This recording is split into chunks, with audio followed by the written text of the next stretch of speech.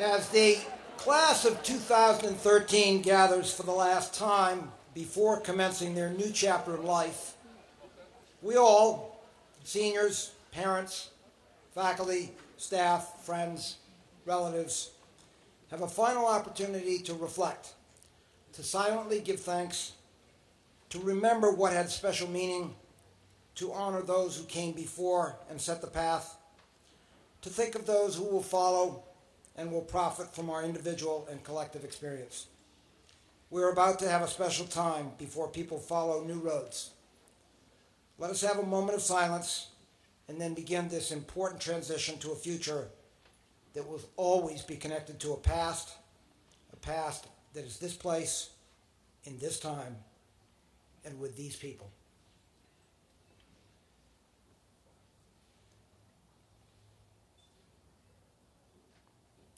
Thank you. Please be seated.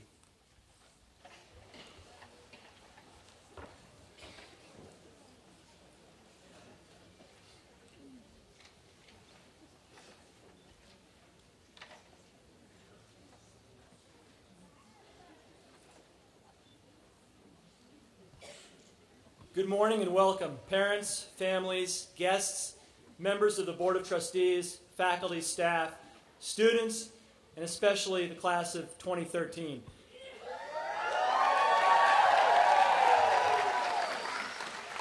Some of you guys wonder what this is, the 2013 guys, because I didn't wear it last night. This is the Holy Hubcap, and it's got the names of all the heads of school on here. My name's way down here at the bottom. I should be a lot taller to be wearing this thing. I'm going to have to get it pinned up next time around. But I guess if my name isn't there, I'm in some big trouble. So that's what this thing is. On Tuesday, this great tent that we're under transformed our quad so that we could experience commencement as one upper school for the first time in anyone's memory. I even asked Mr. Teller. It seems right to me as well that we are all under one big tent because, as all of you students know better than anyone else, the essence of our school is founded on community. Before you get too settled, though, class of 2013, there's one thing I want you to do for me. Each of you has someone sitting behind you who has figuratively, if not literally, had your back for you. I'd like you to stand, turn around, face them, and show your appreciation.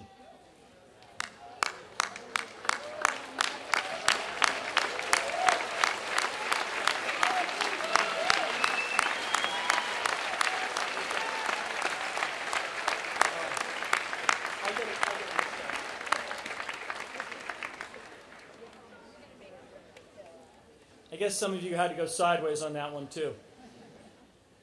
The Williston Northampton School's 173rd commencement represents a beginning, as Mr. Swanson just said, for the class of 2013 and for the school as a whole, since you have begun a new tradition, sharing your commencement with all students. With the spotlight on the class of 2013, I urge the classes of 2014, 15, and 16 back there to enjoy this moment and cheer for your friends, but also to project forward and imagine yourself on this stage a year or two or three hence, and to consider what you need to do to get to this point as the seniors before you have done so successfully. Traditions are very much a part of our lives at Williston, and we sometimes take them for granted or forget what they are.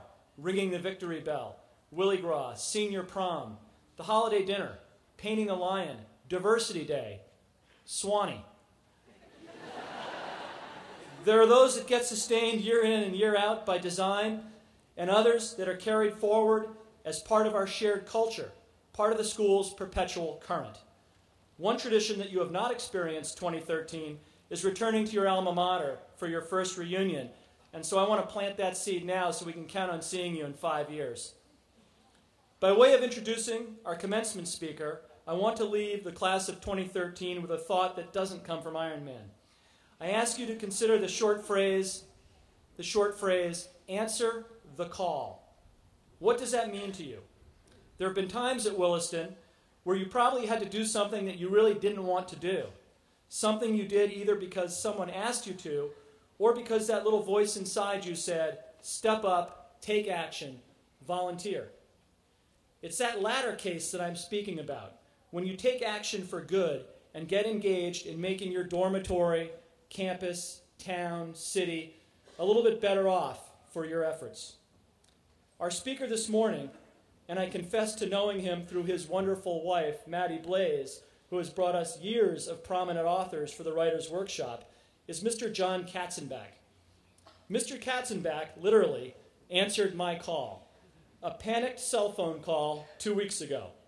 Ordinarily, when one welcomes a speaker, it is wise to save some gratitude for post-speech remarks.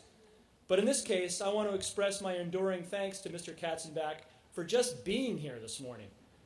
When Williston alumnus and Colombian ambassador to the United States pulled out of today's engagement due to Vice President Biden's changed schedule to visit Colombia, I confess to being at sea.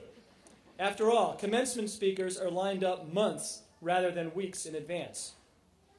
The first person I contacted, however, unhesitatingly recommended John Katzenbach to me. If you can get him to say yes, she said. If you have ever had a prom date drop out on you at the last minute and you called somebody else, then you might have a little sense of how I felt making that call to John. John could not have been more gracious, and we are lucky and honored to have him here this morning. Parent of Nick, graduate of the class of 2000, and you may remember him as a teaching intern in the middle school last year, and Justine, class of 2004. John Katzenbach is a critically acclaimed writer with a New York Times bestseller to his credit, The Traveler, and 2 other novels that were turned into major motion pictures, among a very long list of accomplishments. We are incredibly fortunate to have with us an author of such stature, and Mr. Katzenbach's mere presence today is a testament to his answering the call, and I hope a model for each of you in the wide-open years that lie ahead. Please join me in a warm Williston welcome for past parent and today's speaker, Mr. John Katzenbach.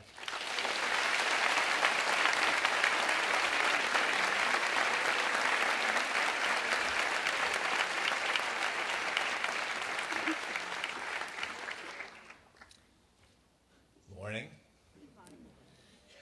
You know, I was actually delighted to be asked to stand in for the ambassador from Colombia at this graduation because, after all, what is a graduation speech? Mostly, it is the opportunity for older folks to exhort younger people with all sorts of incredibly heartfelt and probably utterly useless advice. But, that said, you are, for better or for worse, the classic captive audience.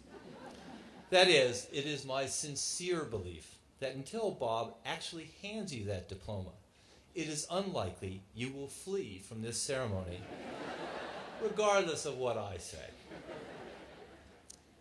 So my first thought in putting this talk together was, obviously, what would the ambassador from Colombia tell you?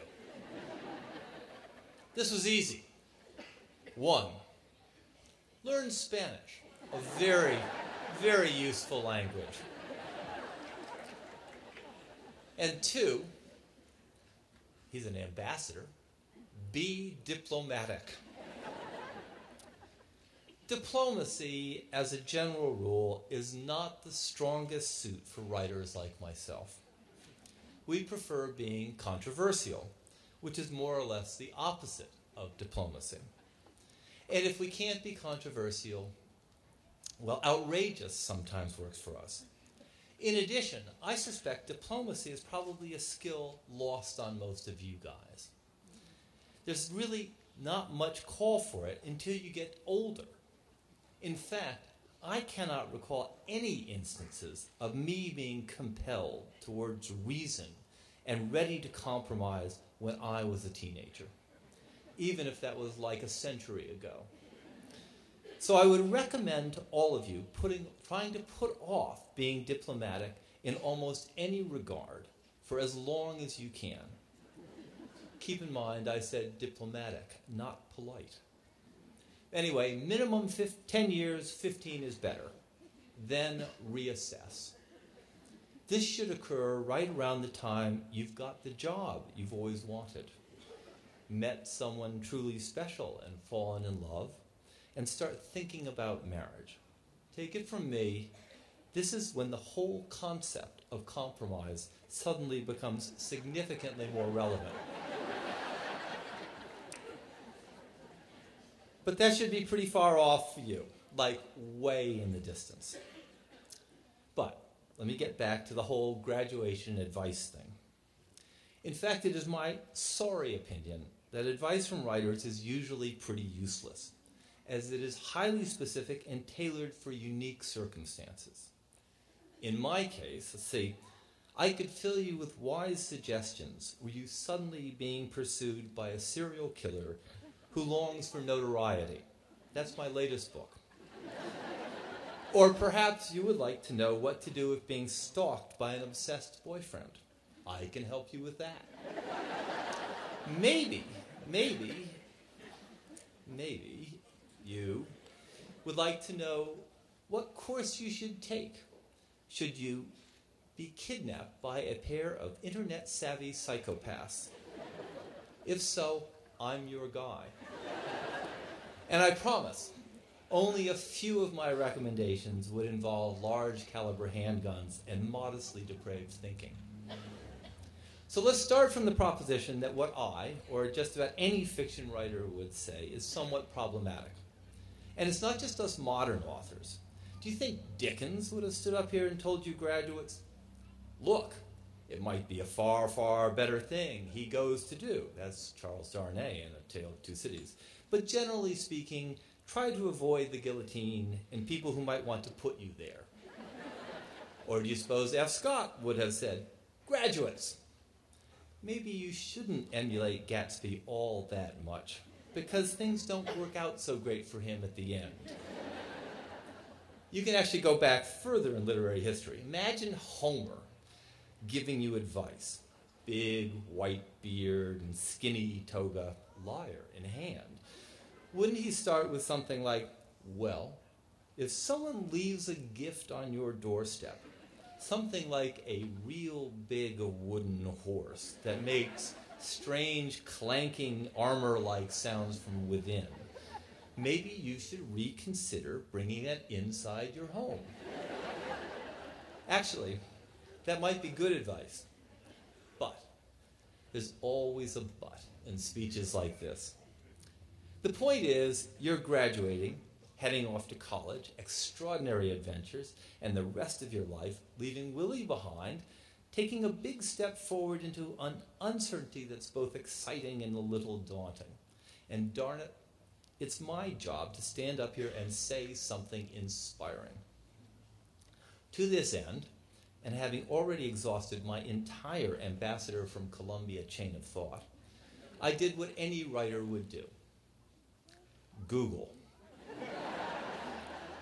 Here are the 5 most common themes of graduation speeches.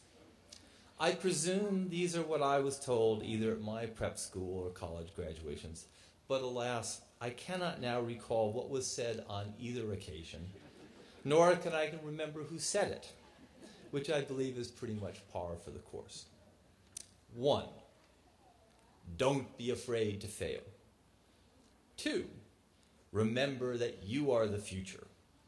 3, always respect your parents. 4, never stop learning. 5, follow your dreams. Okay, a little deconstruction, if you will. Don't be afraid to fail. Well, why not? A little fear can be really helpful because it provides perspective, keeps you out of trouble at dicey moments, helps you to keep your mouth shut and your eyes wide open at opportune times. And failure is not always a bad thing, although I'm not recommending it with frequency. A couple of failures make the successes sweeter. But with that caveat, if you have a choice, let's stick with successes. In fact, if you can go through life without any failures at all, I'd say that's quite an accomplishment. Let's shoot for that status, okay? Even though we know it will be impossible to attain.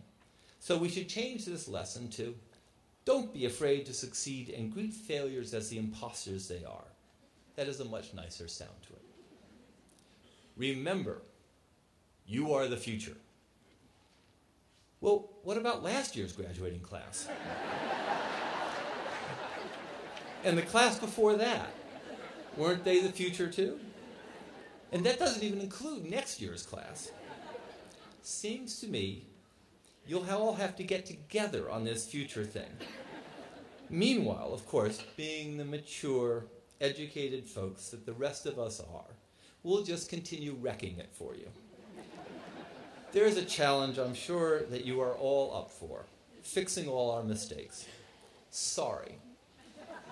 On behalf of everyone here who graduated some time ago, where we were probably told we were the future too, let me now apologize. 3, respect your parents. Well, okay, it would be pretty rude of me to get up here and suggest you not respect your parents. Respect as a concept is odd. Nothing should be automatic. Someone telling you to respect something or someone rarely has much impact. People, like athletes, are always talking about how respect is earned. That's not exactly true, because the reasons for respecting others constantly shift. So in reality, respect is something that comes from within you. It's about the internal posture you create. You will make the decisions about what you feel deserves honor, compassion, affection, and loyalty. Of course, all that said, please, please, please respect your parents and grandparents and siblings, even if that's sometimes tough, and teachers and law enforcement, firemen, military guys and gals, auto mechanics, coaches, groundskeepers, waiters and waitresses, and folks in service industries. Everybody that helped you get through Williston. If I've left anybody off the list, respect them too. Actually, and here's a dirty little secret, it's easier to start out respecting all people and then wait for them to lose your respect. Doesn't happen a lot, but it will from time to time. Be ready for it. Never stop learning. Right. As if someone needs to tell you this. When you stop learning, you calcify. If you happen to look down one day and realize you stopped learning, there are really only 2 viable possibilities. 1, you've died and are on your way to heaven. 2, you've been elected to public office.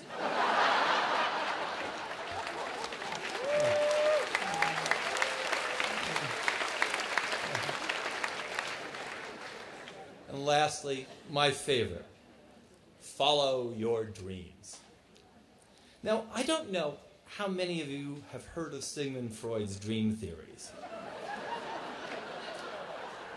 This is all about id, ego, superego, and how different parts of our psychological makeup protect us from the worst impulses we have.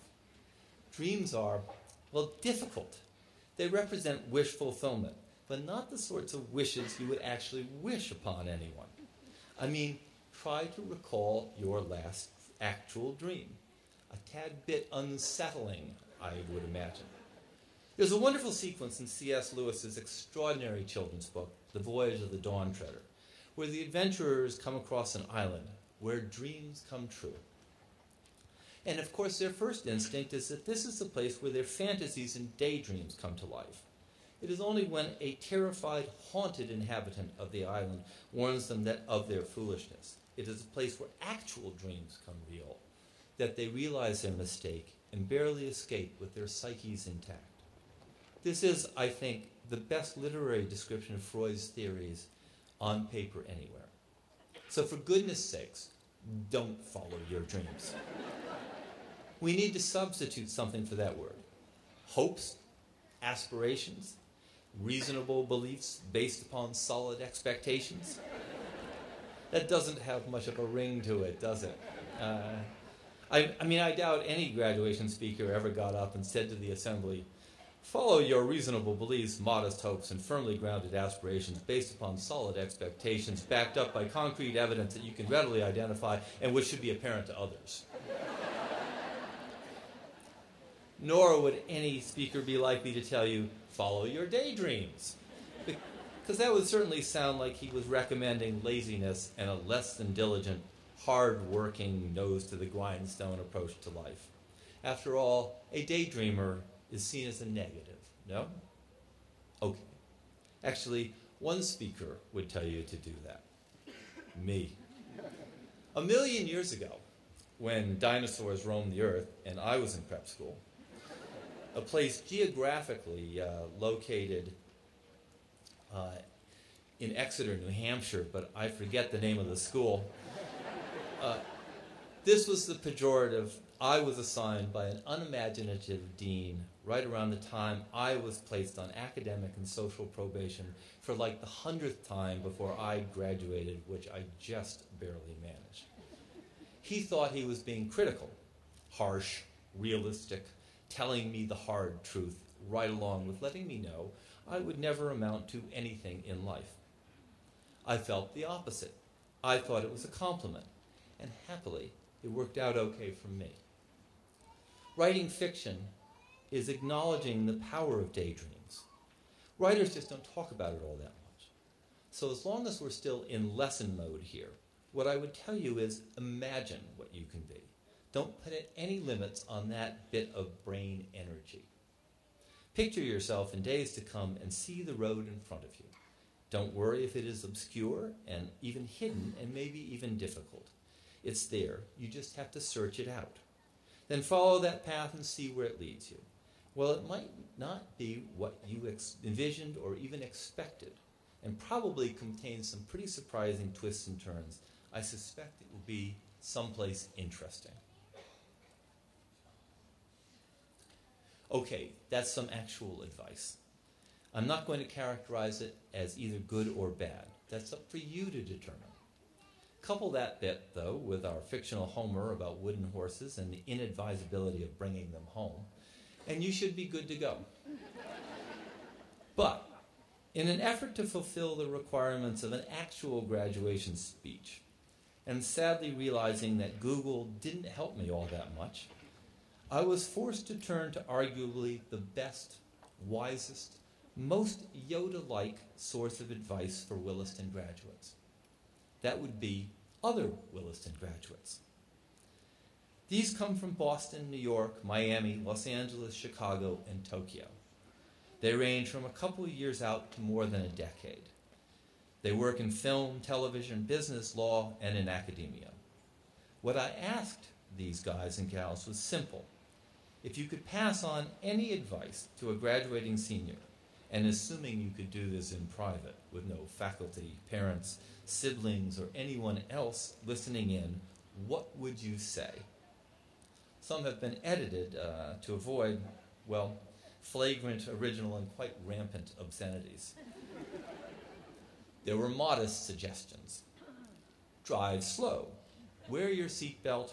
Enjoy the view.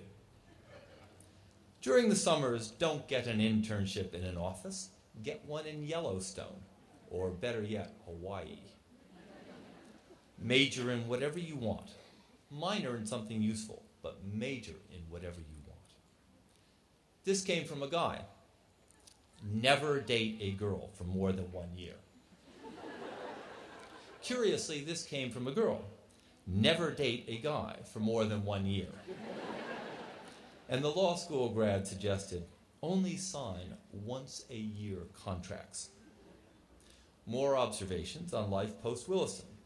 If you are going to the University of Kentucky or the University of Arizona, you are in luck. You will continue to be a wildcat. The rest of you will have to learn a new mascot. Be an and person, not an or person. And is inclusive and expansive. It broadens choices and horizons.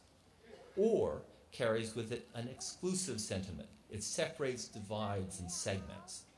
Reserve or for your postmodernism essays and critical writings. In life, I wish you a safe and exciting journey. I wish you both coleslaw and fries, not coleslaw or fries. Here is a sentiment that came from more than one grad. Williston is harder than college. Several quotes of significance came in from Thomas Jefferson. I find that the harder I work, the luckier I am. From the great Brazilian philosopher Edison Arantes do Nascimento, those of you on the soccer teams will more quickly recognize his nom de pitch as Pele. Success is no accident. It is hard work, perseverance, learning, studying, sacrifice, and most of all, love of what you are doing or learning to do. Let's add one more from that same source, very deep and very wise. A penalty is a cowardly way to score. More advice. Turn off your cell phone at least once a day.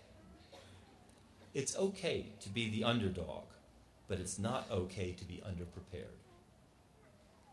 Thank your teachers. Remarkably, the older you get, the smarter your teachers become. And stay in touch with them. You will enjoy this, and they will appreciate it. Always have a sense of humor. Always have a designated driver. Take a cab or walk.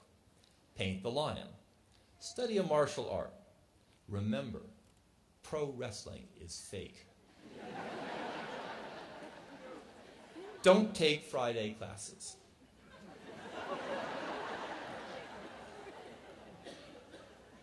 Boom shakalaka, boom shakalaka. That one confused me as well. Some might recall it from Sly and the Family Stone's 60s hit, I Want to Take You Higher. Others might think it connects to the electronic game NBA Jam. Regardless, I pass it on in the unlikely hope that it will mean something to someone here. And finally, one to end on, from a young person with an enviable job in the literary world where they are carving out quite a reputation. It gets better. In that short phrase, there are remarkable truths. It's not really advice, is it? Really more a promise. We could be speaking about something as simple as the weather, as complicated as what awaits us around the corner in life. But it seems to me a good phrase to keep in mind, not just today, but tomorrow and the day after as well. Thank you.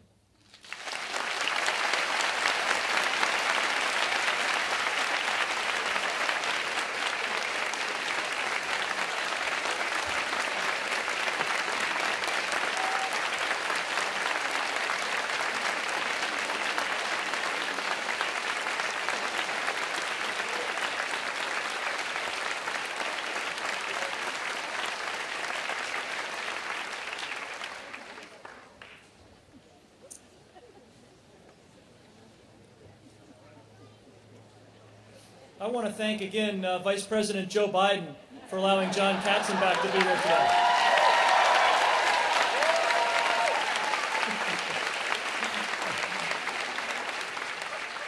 I'm not going to say anything. That's just too hard an act to follow. It's a pleasure right now for me to introduce Associate Head of School Jeff Ketchum for the announcement of school prizes.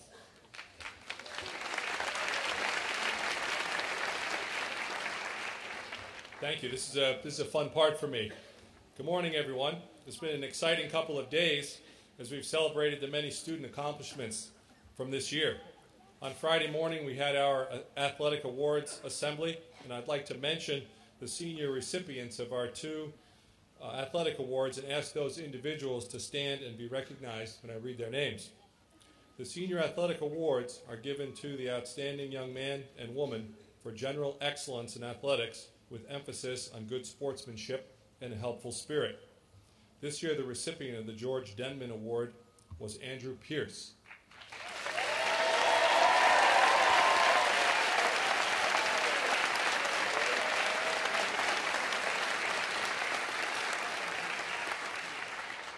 This year, the Alumni Bowl Award was shared, and the recipients were Amanda Cronin and Carlin Simpson.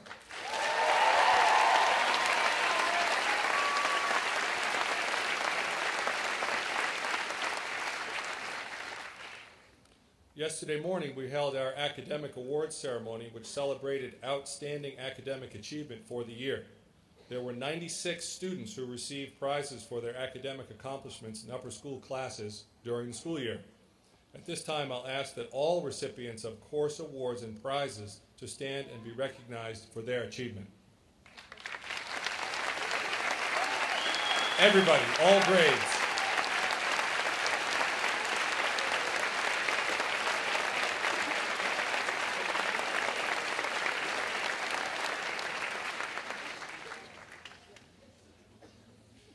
We also recognized overall excellence at each grade level, and I'd like to highlight the winners of each of the prizes that were awarded yesterday morning.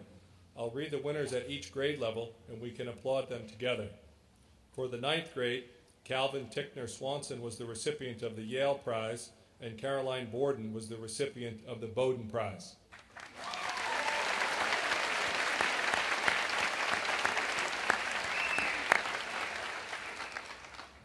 For the 10th grade, Emily Grussing was the recipient of the Smith Prize, and Cade Zawacki was the recipient of the Williams Prize.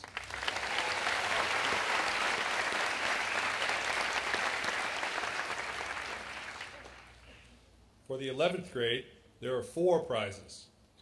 Brendan Helweg was the recipient of the Lincoln Grannis Prize. Persis Tickner Swanson was the recipient of the Holy Cross Prize. Elizabeth Calderon was the recipient of the Dartmouth Prize, and Madeline Stern was the recipient of the Harvard Prize.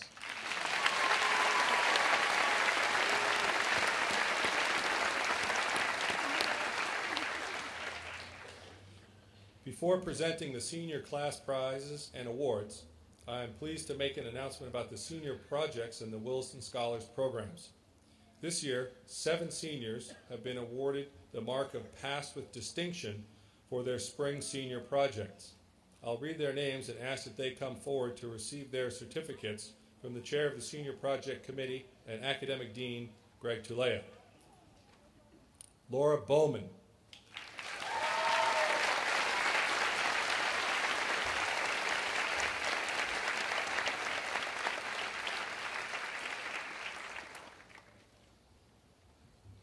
Ponti Dalal.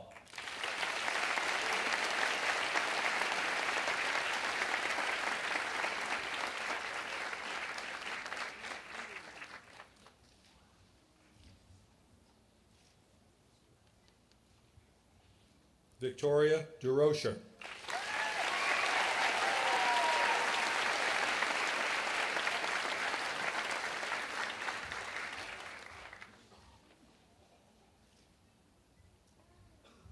Emmeline Hing.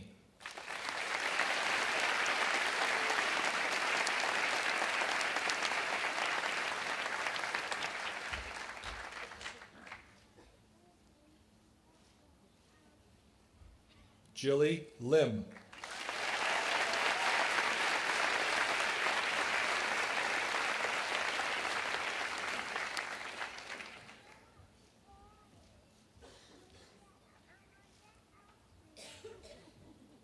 Mairead Poulin.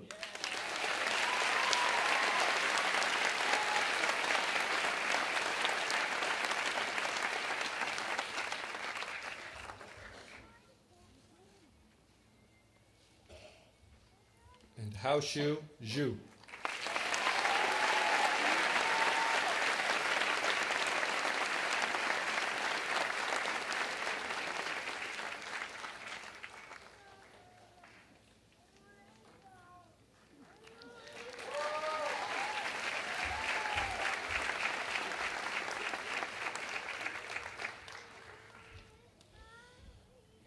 This year we offered 3 courses within our Williston Scholars program, and there were 5 students who will be recognized for their exemplary work.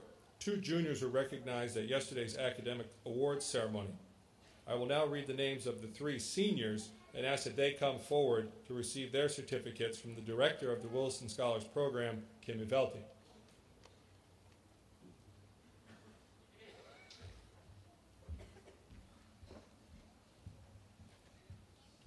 In the History and Global Studies Department, for his work in sports studies, Jean-Francois Boucher.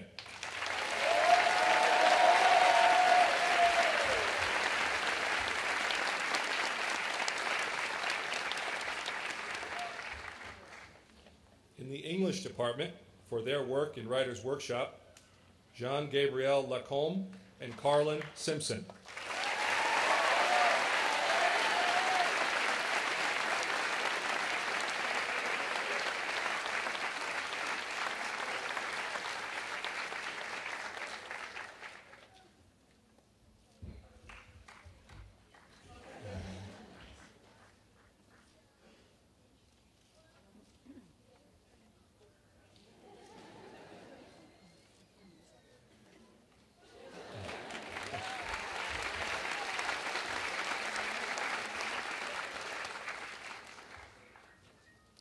The following are the senior prizes awarded each year at commencement as voted by the full faculty and presented by Head of School Robert Hill. The Tara Michelle Katzner Memorial Prize is awarded annually to that student who best exemplifies the qualities of perseverance, determination, and dedication. This year the prize is given to Zach Maldonado.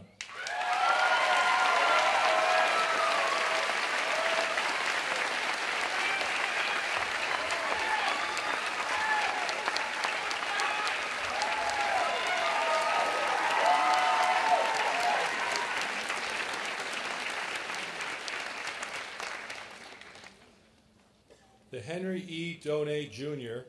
Class of '59 Award is given to a senior who has manifested a love of the natural world and who has taken an active interest in the protection and preservation of the world's environmental resources. This year, the prize is given to Evan Jacobson.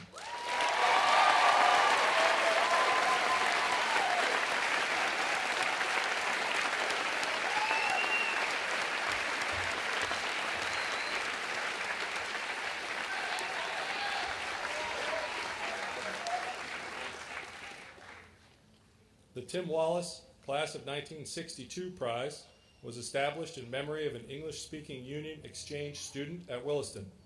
The prize is given at commencement to that senior who gets much from the school because he or she puts much in. This year, the prize is given to Carlin Simpson.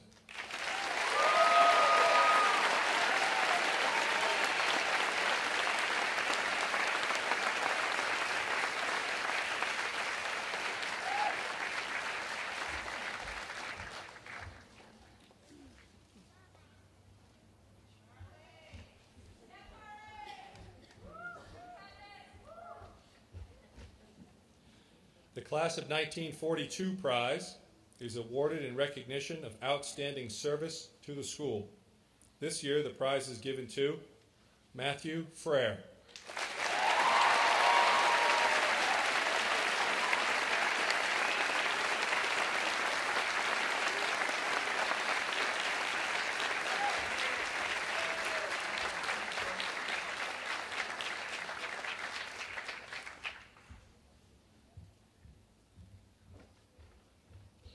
The George H. Higgins Prize is given to that student in the graduating class who has displayed outstanding character in school life. This year, the prize is given to Jia-Yuan Zhu.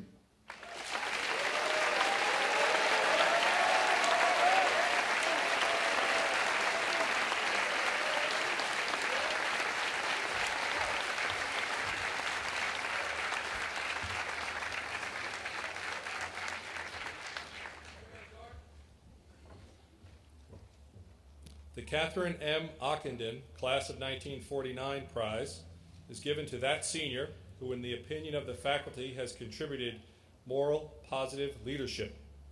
This year, the prize is given to Hannah Lewis.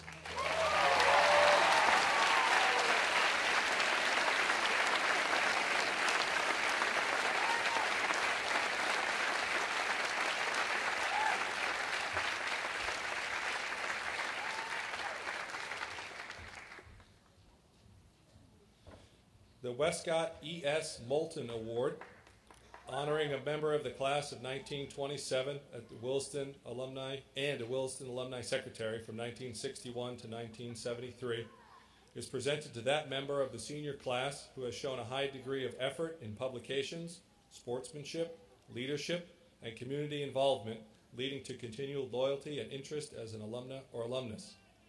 This year, the award is given to Mairead Poulin.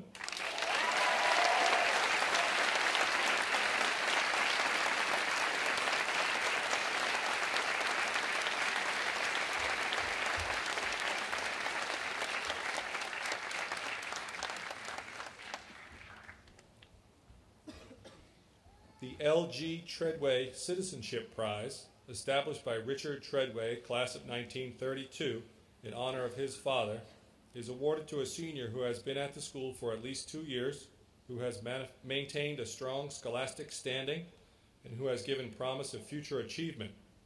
The chief qualities to be considered are personal integrity, and contributions made to the best citizenship of the school. This year, the prize is awarded to Jilly Lim.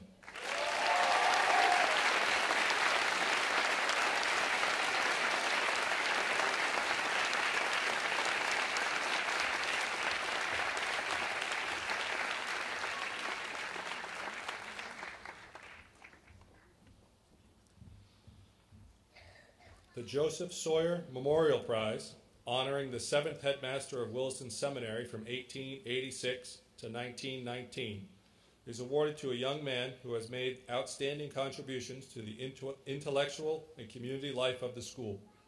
This year, the prize is awarded to Jean-Gabriel Lacombe.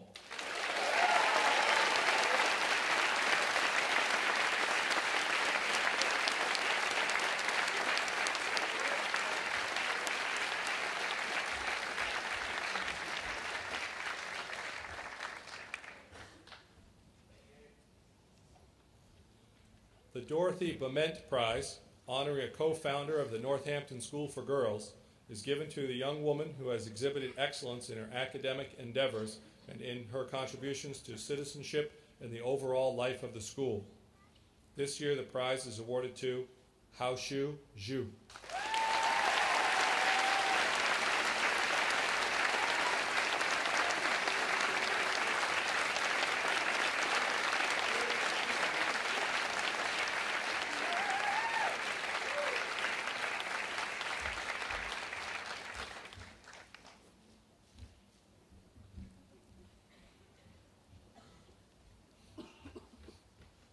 We now come to the final 3 prizes, which carry the greatest distinction.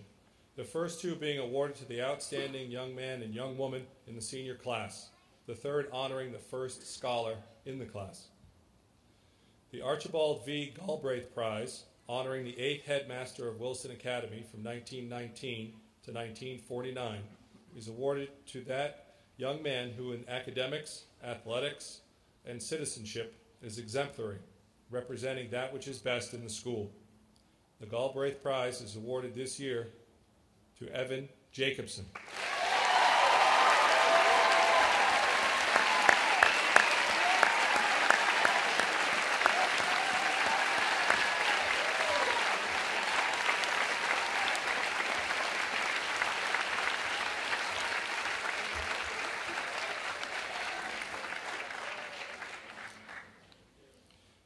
The Sarah B. Whitaker Prize, honoring a co-founder of the Northampton School for Girls and co-principal from 1924 to 1962, is also known as the White Blazer Award.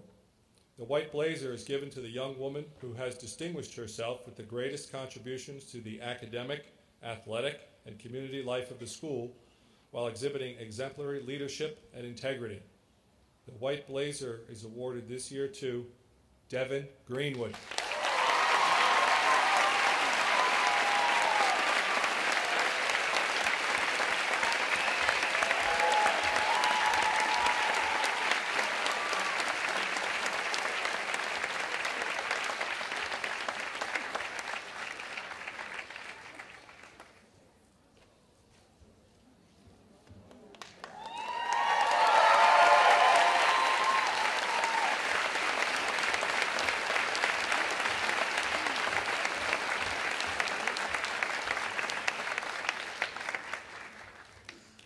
The Valedictory Prize is awarded to the first scholar of the class. It is a combination of 2 awards from an era in the school's history when the Edmund H. Sawyer Prize was given for work in the classical curriculum, and the Horatio G. Knight Prize was given for work in the scientific curriculum. These prizes are now combined into one. It honors the student who, by record of performance during the senior year, is judged by the faculty to be preeminent in academic achievement. This year, the recipient of the Valedictory Prize is Eric Tallman.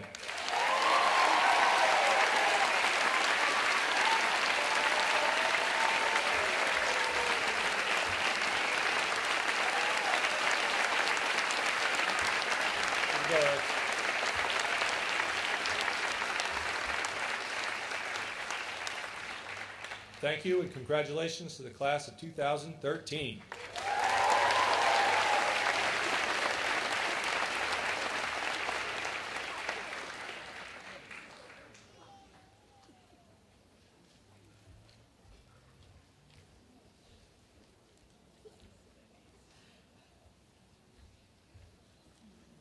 So I have two scripts, a long script and a short script, and I'm going to start by going off script.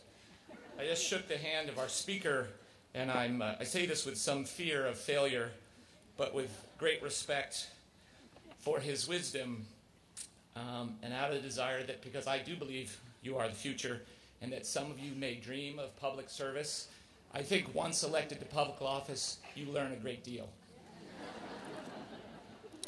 I'm assuming that you guys would prefer the short script, yes? That's a good decision, because to paraphrase Lincoln, what we say here matters little in comparison with what you have done here. The Cum Laude Society is an honor society modeled on Phi Beta Kappa. 3 words form the motto of Cum Laude: arete, meaning excellence, dike, meaning justice, and time, meaning honor. Williston Academy joined the society in 1921. The Northampton School for Girls received its charter in 1951, and in 1971, the society granted the merged Williston Northampton School a new charter. Membership in Cum Laude Society is the highest academic award that Williston Northampton can bestow. Before the induction of new members, we want to start a new tradition this year. We ask those of you inducted in January to come forward to receive our applause and to welcome the new members. Mika Shimilewski.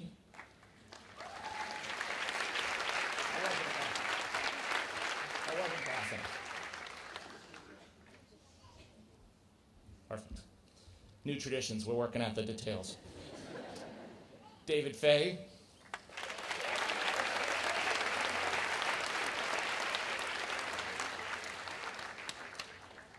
Devin Greenwood.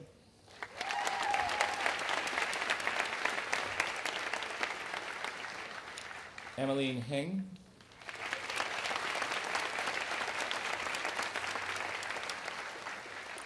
Jilly Lim.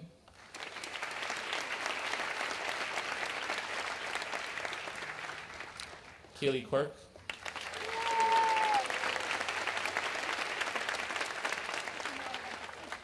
Madison Semple-Piat.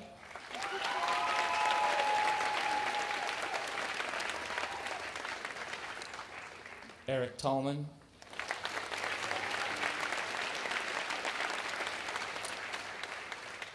Zhu Hao Shu.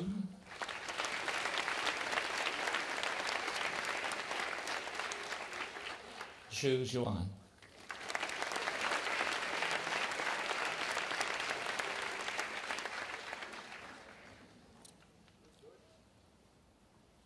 And now to the new members. Please come forward to receive your membership certificate from President Peter Verleen and Vice President Greg Talea. Laura Bauman.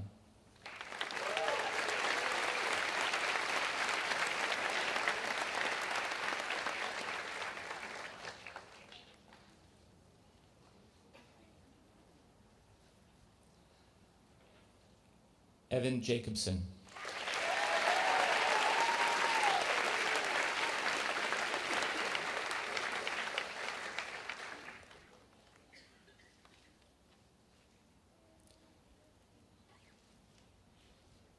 Xuan Lee.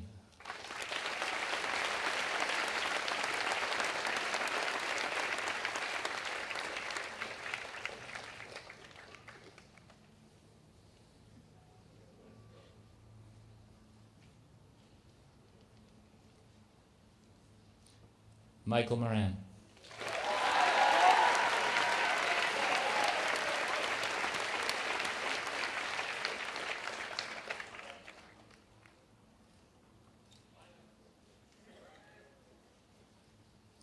Mairead Poulin.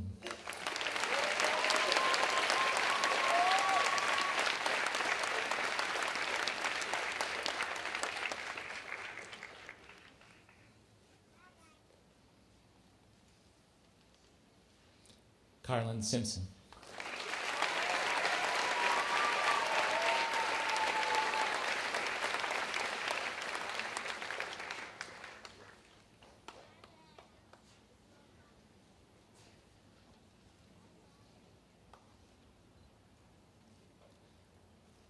Ava Stern Rodriguez.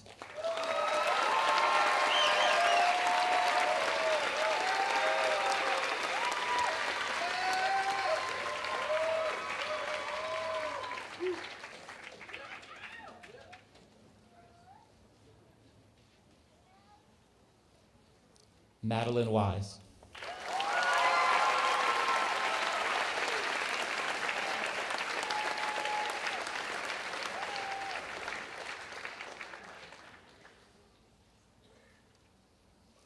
John Woodside.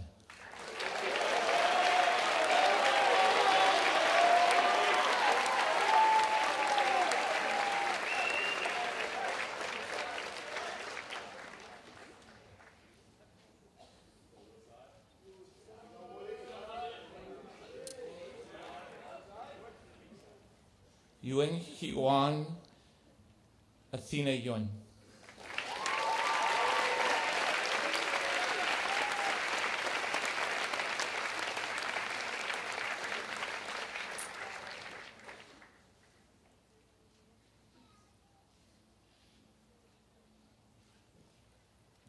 Christopher Cameron Zawacki.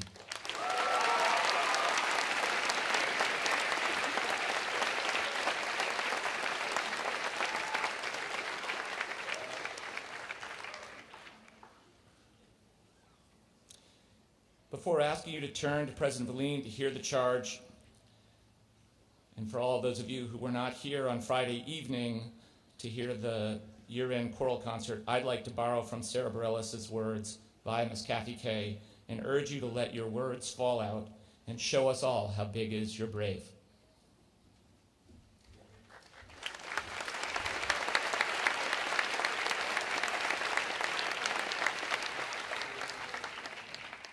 Would the new inductees please turn and face the podium as I read the charge?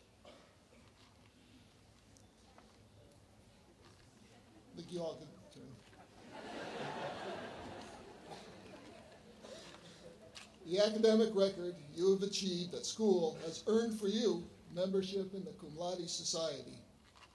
This society is a fellowship of scholars whose purpose is to recognize excellence in academic work.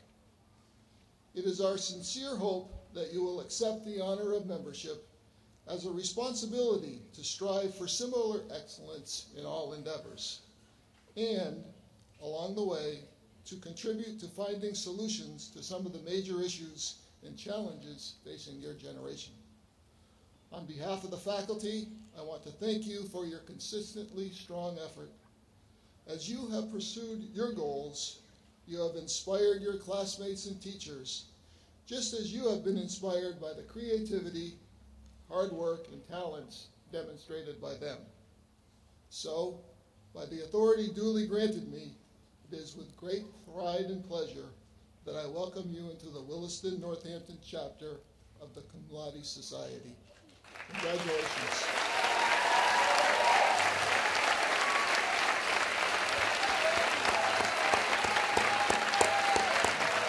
You may take your seats. And now for the moment the class of 2013 has been waiting for, to get on with the awarding of diplomas. It's my pleasure to welcome to the podium the president of our Board of Trustees, Mrs. Elizabeth DeMoore, who, as you can see from the program, has had 4 graduates of the school dating back to the class of 2000, which puts her as a present parent at that time with our speaker today, Ms. DeMoore.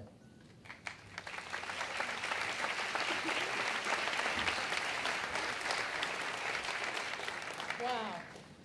It's tough to get up here after following all you accomplished students and all the grades, particularly our graduates of 2013, and certainly John Katzenbach. I seem to always follow these illustrious people. But anyway, this is a very big day for you guys, and it's a very big day for me as well. I have the honor of conferring your diploma. So I want you to think about this diploma, and I know this will be a little trite and banal, John, but anyway. I want you to think about this diploma as the first page of the next chapter of your story. And as you pen your chapters full of college, adventures, experiences, new friends, family, friends, and challenges, I hope that you will always remember the Williston Northampton School and keep it close and dear to your heart. and you'll color each page of your chapters with purpose, passion, and integrity. So congratulations, God bless, and I'll see you up here on stage. Now, I have just been told, and I didn't bring glasses, I wrote big print, but now they gave me this little print, so I hope I can read this, because this is the formal part. By the power vested in me, and I'm going to bring this home to my kids. Okay, I have to start, because this is formal. By the power vested in me, it is my great pleasure to hereby declare the class of 2013, to be graduates of the Williston Northampton School, with all the rights and responsibilities appertaining thereto. Congratulations.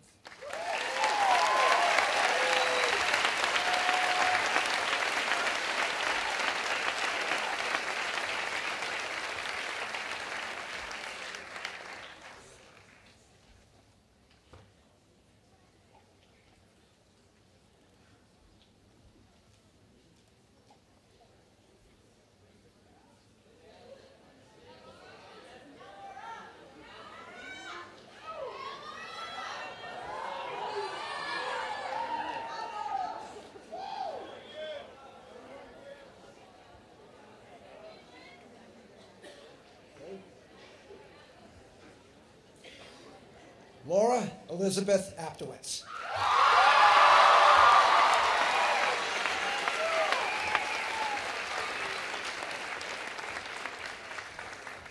And with his diploma to be presented by his mother, Connor Patrick Archibald.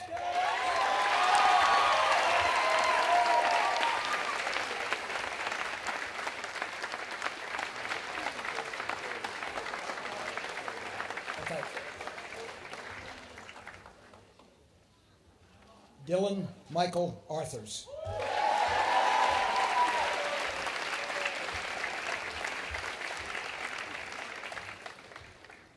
Elizabeth Shoshana Barker.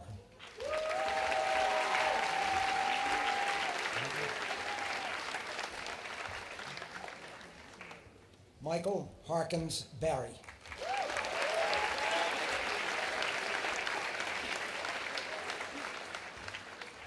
Matthew Paul Beliveau.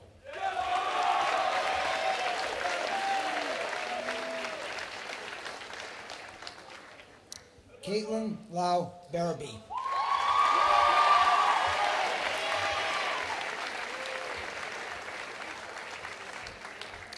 Jean-Francois Boucher.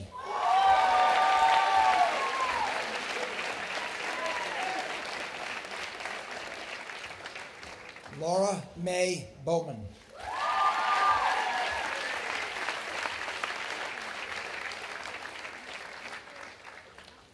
Daniel Fisk Bridge.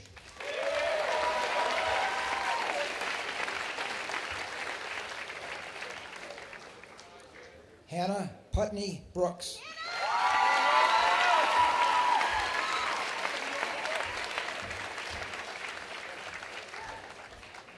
Hien Din Bui.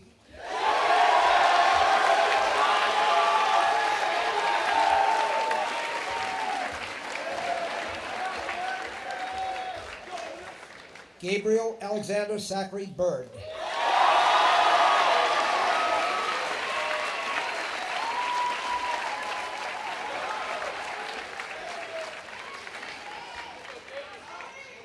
And with his diploma to be presented by his father, Ryan Michael Kavanaugh.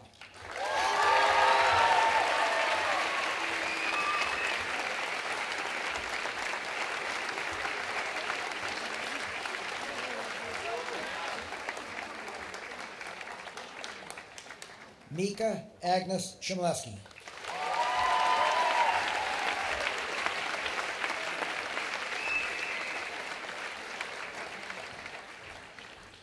William Madigan Consavage.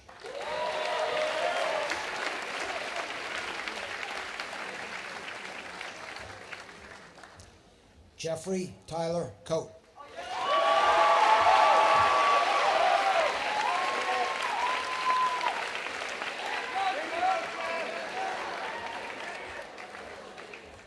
Amanda Jane Cronin.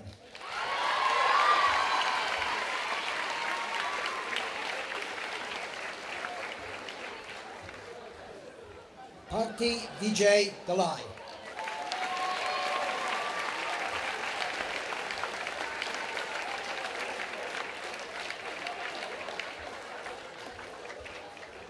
Rachel Brianna Dina.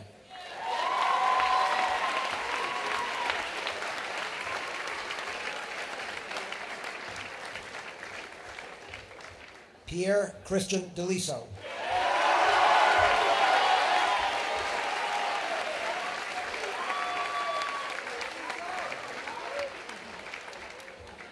Patrick Andrew Denuncio.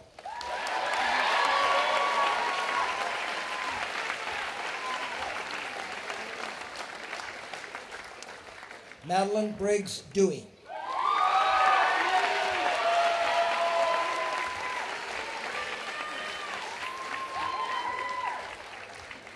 Felicia Norris Dixon.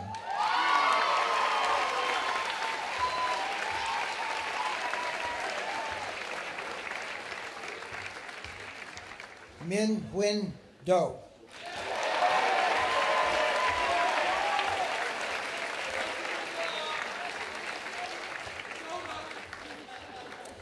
Marina Rose Dombrowski.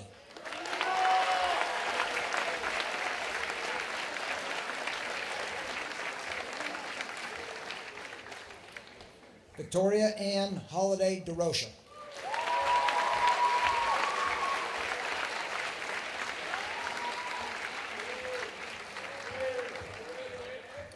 Ramashala David Ekperigan.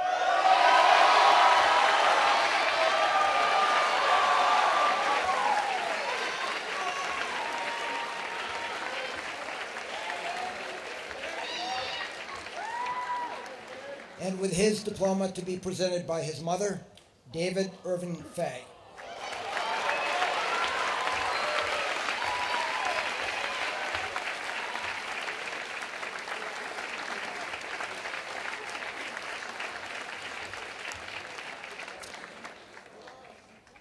Griffin Sears Foley.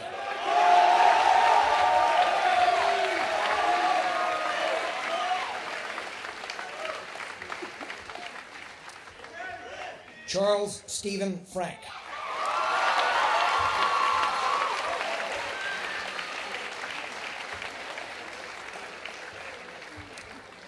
Matthew Frere.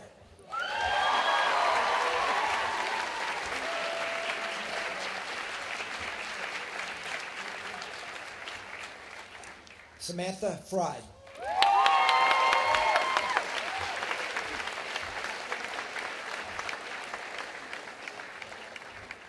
Miranda Elizabeth Go.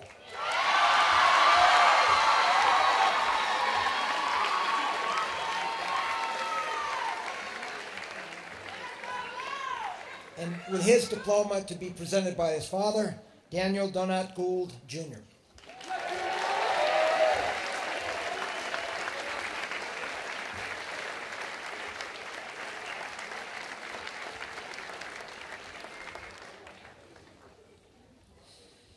And with her diploma to be presented by her mother, Devon Shea Greenwood.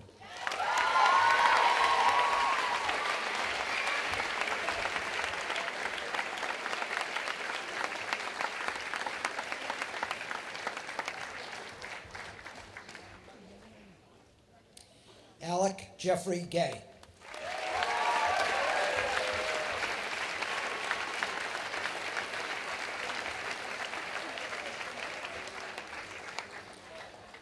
Carlos Alberto Guzman.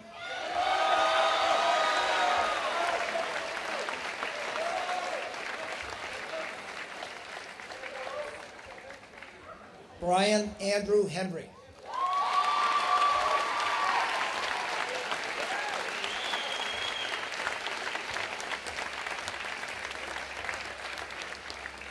And with her diploma to be presented by her father, Emmeline May Hing.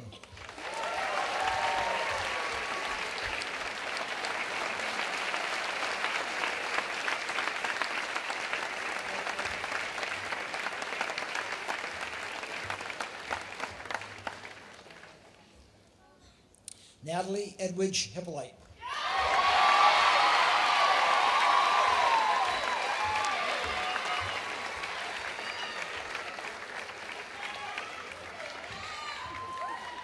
Abigail Mary Jackson.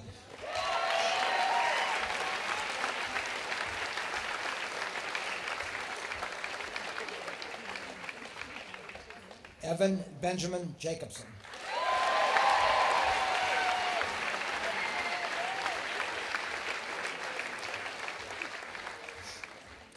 Giovanni Jimenez.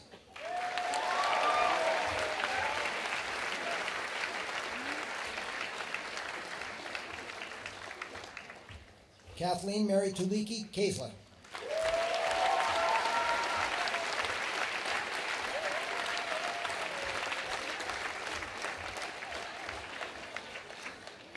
Su Young Kang.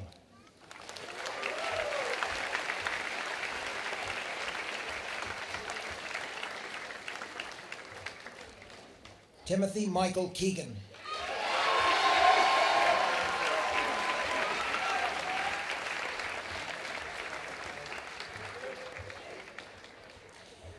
Jordan Miles Makahiebo K. Nui.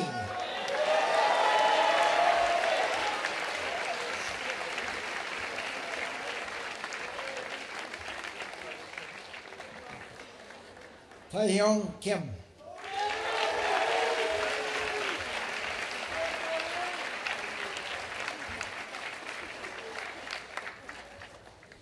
Tekchin Kim.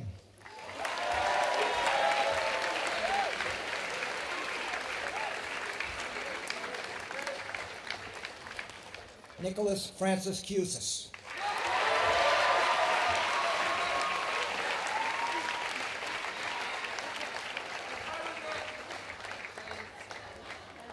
Kirsten Patricia Rose Cruz.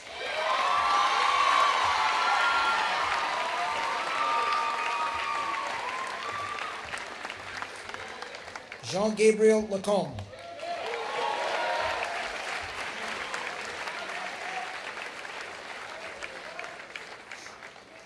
Joshua Lai.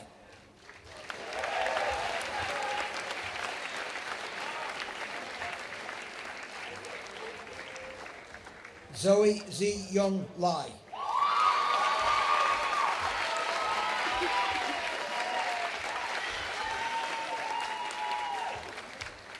Elizabeth Hamilton Lawrence.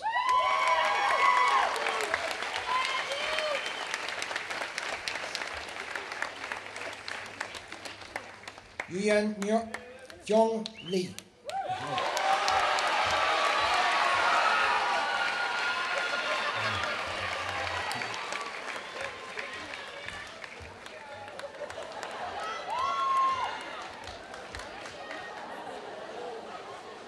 Juan Lee.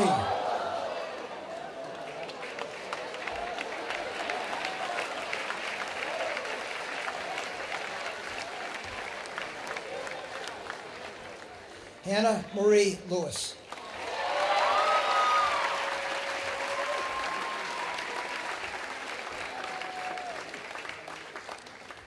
Julie Lim.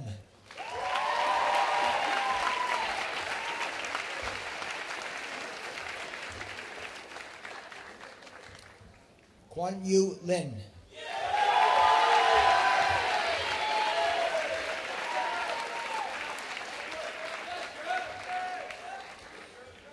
And with his diploma to be presented by his mother, Aaron James Lucia.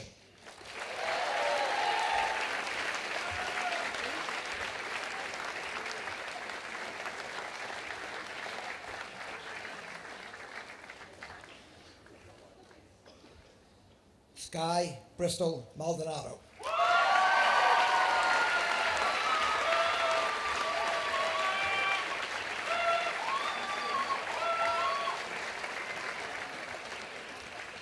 And with his diploma to be presented by his mother, Dennison Bartlett Marsland Rello.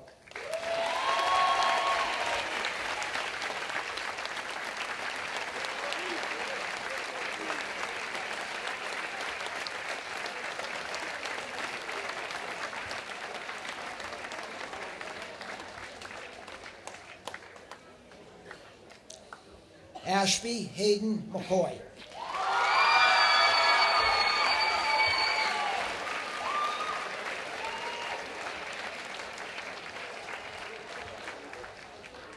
And with her diploma to be presented by her parents, Laura May McCullough.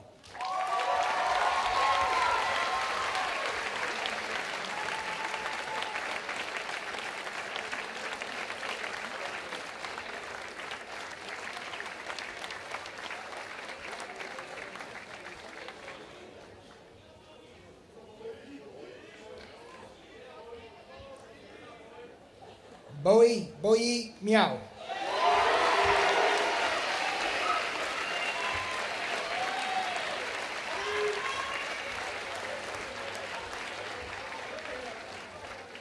Michael Joseph Moran.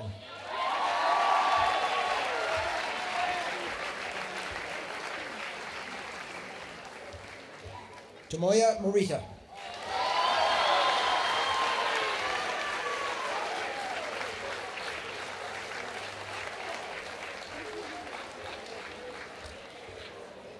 Jesse Alexander Nagel.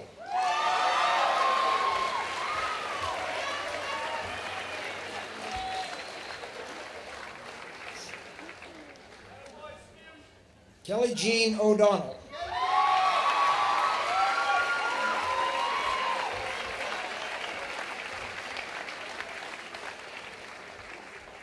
Corey Joseph Palumbo.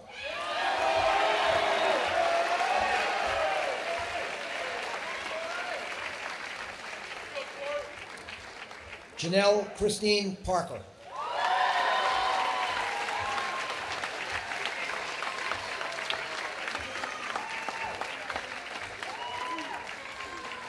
Alexander Chunrei Peng.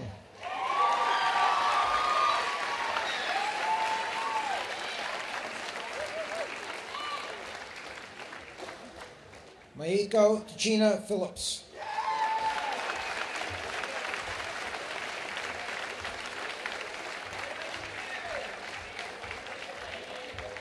Andrew Corvus Pierce.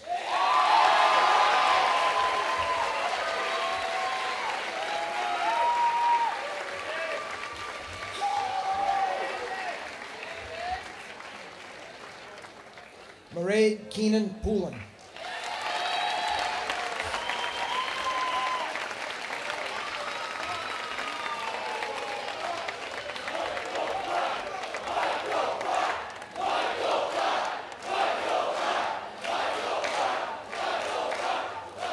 Michael David Pride.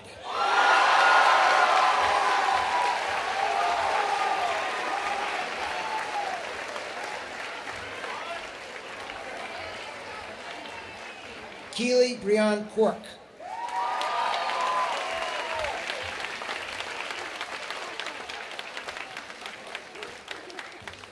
Carrie Mae Raymond.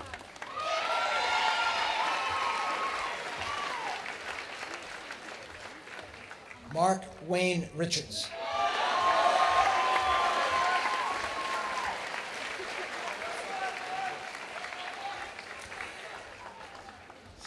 Maxwell Alden Risch.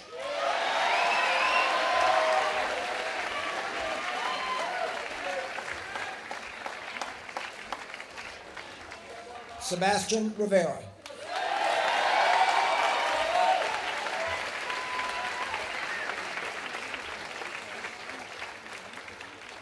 Alexandra DeMello San Pedro.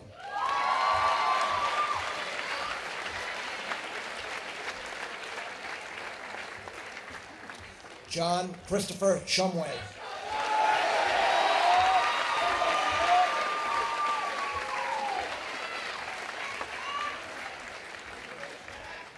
Carlin Fitch Simpson.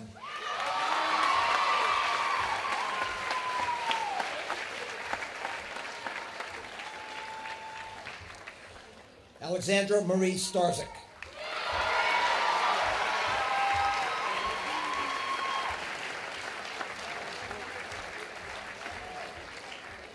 Madison Jane Stemple Pyatt.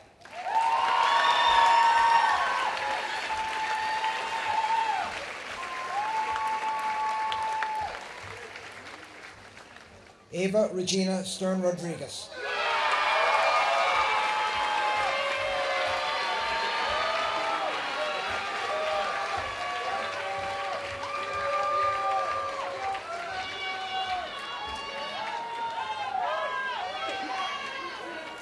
Xiaoping Harley Sun.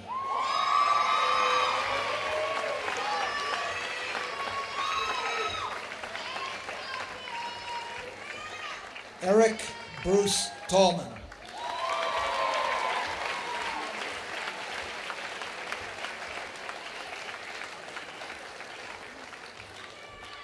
Haitan Tran.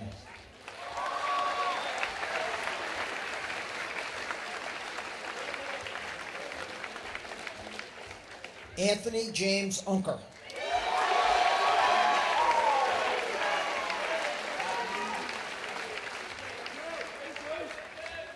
Christina Vatseva.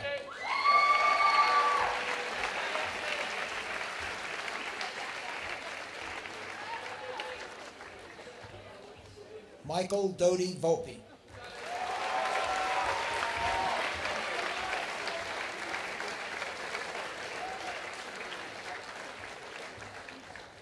Kwong Min Vu.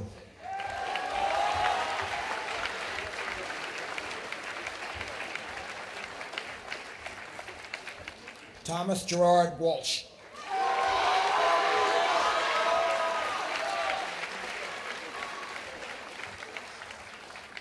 And with his diploma to be presented by his mother, Dylan Patrick Watson.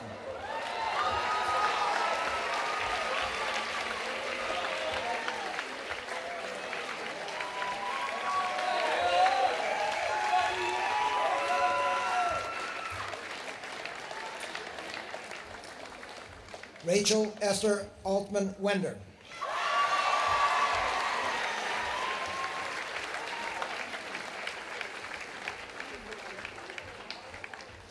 Hannah Katrine Wordy.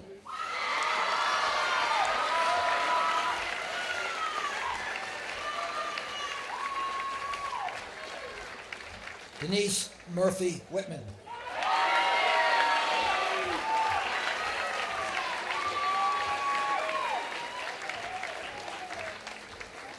Ryan Patrick Wilkie.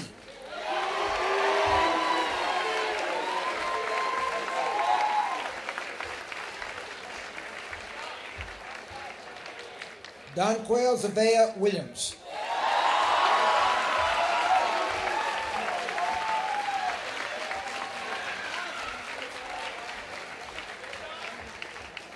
Madeline Bailey Wise.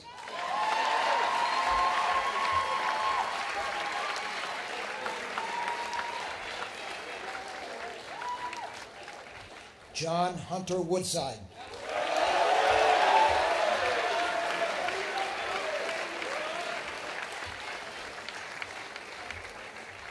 Haoshu Zhu.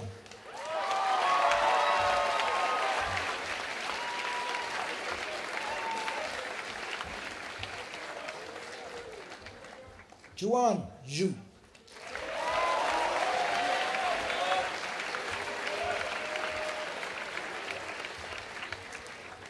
Ray Zhu.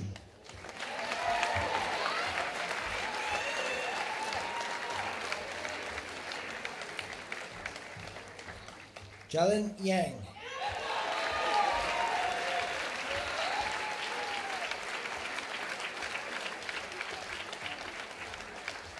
Eric Anthony Yarrows.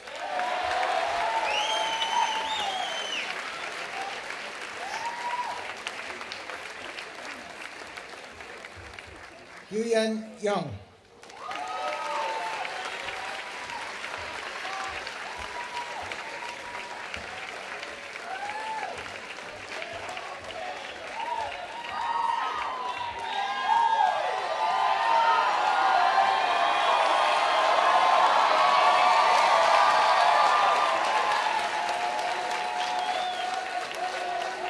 Christopher Cameron Zawacki.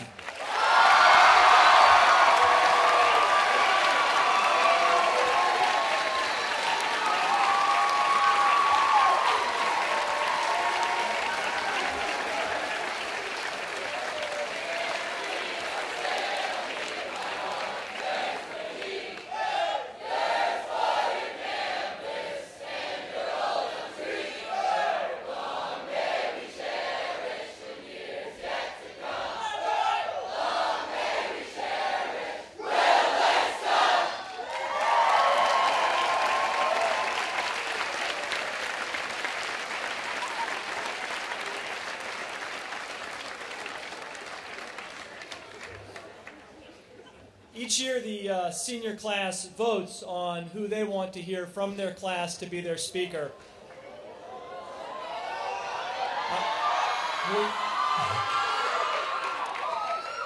Miranda, go. Could you please?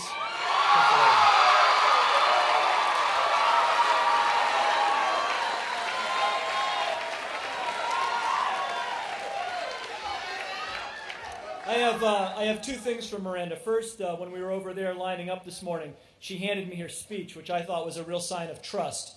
So I have it here, right in my sleeve, like a magician. There we go. And then the second thing, and I've been dying to do this, waiting for the weather to clear. Here's some dark shades in case you need them.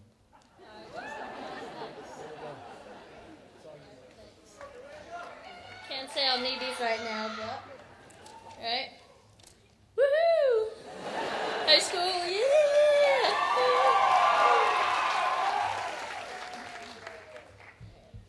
Good morning, and a big hello to the Williston Northampton School class of 2013, teachers, parents, grandparents, siblings, bagpipers, webcast watchers, and the kids. Welcome, and thank you all for showing up to our high school graduation. Speaking in front of a crowd of 1,000+ people is something that not a lot of people get to do, and this opportunity today is a really special honor for me. Some people try and picture the audience in their underpants to get their nerves down. I just stuck to not wearing contacts today. So, if something goes wrong, well, the whole widescreen vision. Yeah. So, high school, it's all over, and now just a chapter of our lives tucked away inside forever as a memory. With that statement comes not only a sense of closure, but a certain feeling of freedom and liberation. Now that I'm a college girl, I can be FB friends at Swanee, shower after 11, wear shorts above my fingertips, take a bike ride to Loomis,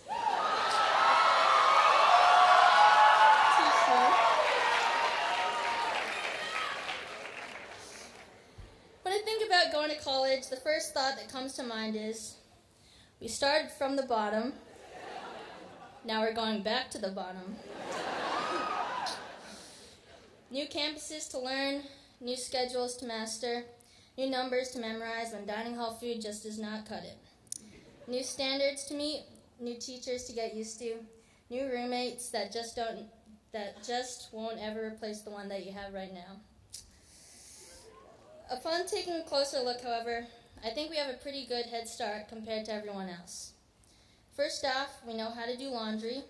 Whether we use that skill or not is a better question. We know who and how good of a friend coffee is. Shelburne Tandem, good place to go on a nice Sunday like this. Student IDs, mailboxes, health services, thank you Swine09. And day students, this is all coming from a boarder's perspective here, so your bottom might be lower than mine. But altogether, we know how to make the most of what we have. We realize the importance of student-teacher relationships. We realize the value and influence that is derived from our peers and their talents. We know what it means to be learning both in and outside of a classroom, especially at a place where school is your home. What we'll lose and have to learn to do without will be the absence of the Ms. Marslins on your first day of orientation, the Ms. Talbots who already have cookies and a welcome card waiting for you in your empty room, the Mr. Martins who never fail to offer you a smile and a quick wave during meal times. Last night, Mr. Swanson spoke on the role of revelations and the aha moments in our lives. Perhaps the most prominent and troubling revelation I've had was over January long vacation earlier this year. A few days before I took my solitary flight down to Florida, I had received the news that I'd be going to college next year at my top choice. This was kind of an out-of-the-blue thing and just not a big surprise for me, but for my parents, my advisor, and everyone was just really satisfied and happy. Before leaving school when I was packing up, things felt off and weird because for the first time, really, I had no worries and nothing to plan ahead for or stress over about. So when I took my seat on board the plane, I started thinking about life and what it would be like outside of Williston. I took a look around me. There was a bald man leaning and squinting over his laptop to my left, and a lady who looked too young to be so fully invested in Sky Magazine's crossword puzzle as she was, and I thought at that moment, I do not want to get old. At that moment, I realized that my greatest fear is looking in the mirror one day and thinking, this is it for the rest of my life. I'm talking about this line that once you cross, you never get back. You can try, but you look like a weirdo. It's only a matter of time until the Jordans turn into New Balance and bikinis turn into one-piece Speedos. Pretty soon, Go-Go will be a goner, and all that's left will be Miranda. So take a second right now, find your parents, aunts or uncles, your grandparents, look at the teachers, and imagine yourself being them in a few years. This is called life. It happens. Now, I'm not saying this to make anyone feel bad, but I think we are often too eager to say goodbye and end things like everyday life at Williston. At some point, when it all starts to sink in, you start to realize all the things you didn't get done in 4 years, and then try to fit all that in 1 week. All of a sudden, everything is flying by, and the days you were once so eager to cross off your calendars are moving alarmingly and uncomfortably fast. In the end, maybe we just run out of time. We didn't get to do things, say things, and be with people that we wish we could have just one more day with. We are Williston. All of us here make this place a community. Williston will always belong to us, but will never be ours again the way it is right now. As you prepare yourselves to rise out of these seats and walk around the quad one last time, saying your thank yous and goodbyes to all of those that have done so much more than be our teachers, coaches, dorm parents, and advisors, look around this campus for the last time at Ford, Reed, Mem, Admissions, the place where it all began. Look behind you at those who will be back here tomorrow, not just with you. Today, this is our campus. Tomorrow, it won't make sense to be here anymore. Don't be afraid to hold on to your youth. Time is on your side now. Leaving Williston today, we know what we are capable of, and if we really want, we can do anything and be anyone we want to be in this life. At Williston, I've learned that just a slight interest in something can turn into a real-life thing. If you like something enough, stay focused and do it as much as you can. Yes, it's true that we have some work to do before we're at the top again. Like the walk up to the fields, there is an incline no matter what route you take. Most likely it won't be easy. The journey might entail a red door factory or a woman walking her cat.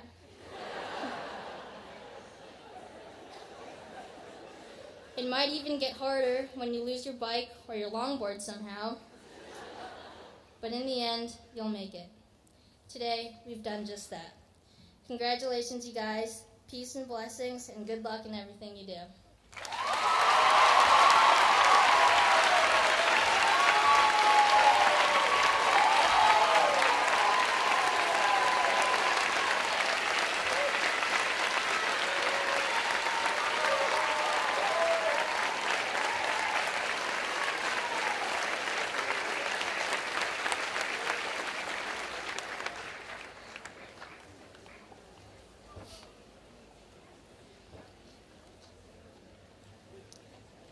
Miranda, I've got your shades for you, and there are just a couple things I'd say about that. It's not so bad getting old. As a prominent speaker once said, it gets better. I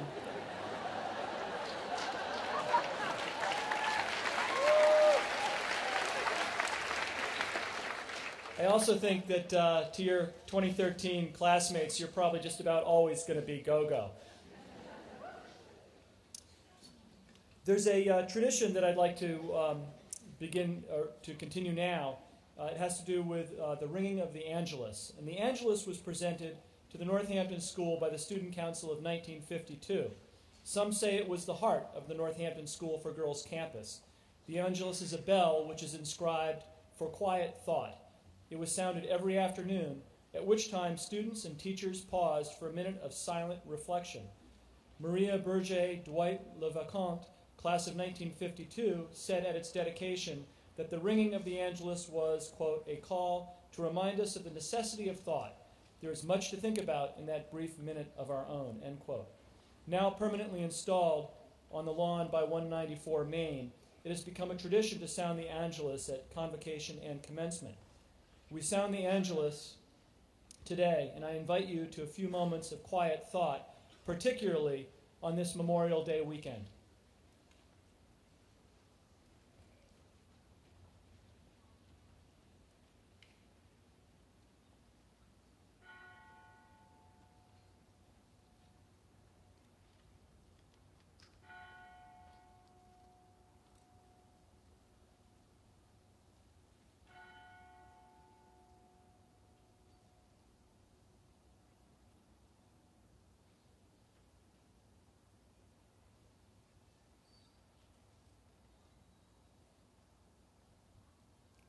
Thank you.